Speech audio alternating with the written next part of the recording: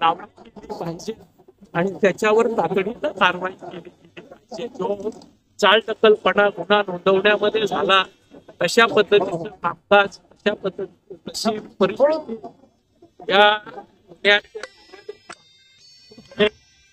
खऱ्या अर्थानं या स्टोरीचा आपण जर विचार केला तर काल अकोल्यामध्ये लातूरमध्ये आलेला आहे.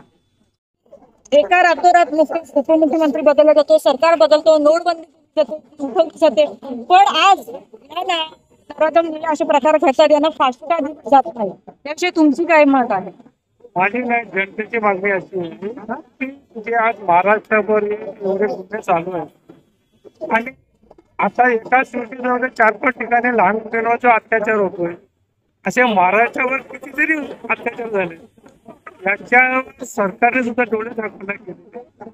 त्यांना फक्त त्यांची इलेक्शनची पडलेली आहे, पण जनतेचं काही पडलेलं नाही. आता लाडकी बहीण काढली, हे बहिणीची ही मुलं कोणाची, लहान मुलं पण बहीणच आहे. तर ह्याचा विचार सरकार करत नाही. सरकारला माहिती आहे, काल तिथे मंत्री येऊन गेले, पण निर्णय घेत नाही. म्हणून अशा नराधमाला फाशी शिक्षा घेणं गरजेचं आहे. ही आमच्या सर्व जनतेची इच्छा आहे. सरकारने कठोर कारवाई करावी, नाहीतर त्या पाय उतार व्हावं. हे सगळं माजी मुख्यमंत्री उद्धव ठाकरे आणि पण महाराष्ट्राचे मुख्यमंत्री बोलत, आता त्यांना बोलायचं त्यांच्याकडे जागाच नाही. अरे म्हणून ते चाललंय ना महाराष्ट्रात असं मुख्यमंत्री आल्यापासून एवढे घोषणे घडलंय. हा युपी बिहार सरकारचा प्रकार आहे आपल्या महाराष्ट्रात. बिहार झालं.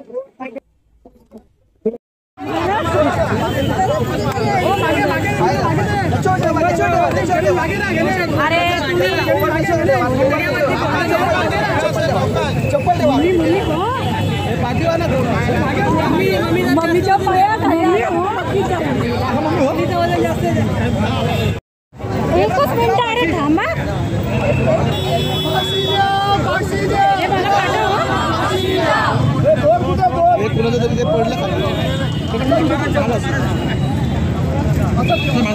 फाशी द्या, फाशी द्या, फाशी द्या, फाशी द्या, फाशी द्या,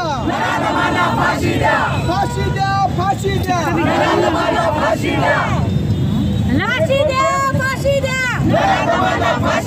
फाशी द्या, फाशी द्या, फाशी द्या. तुमचं 1,500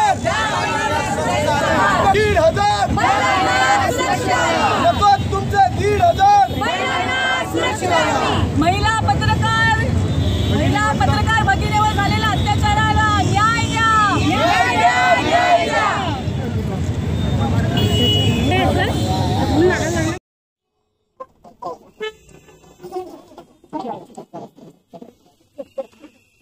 चला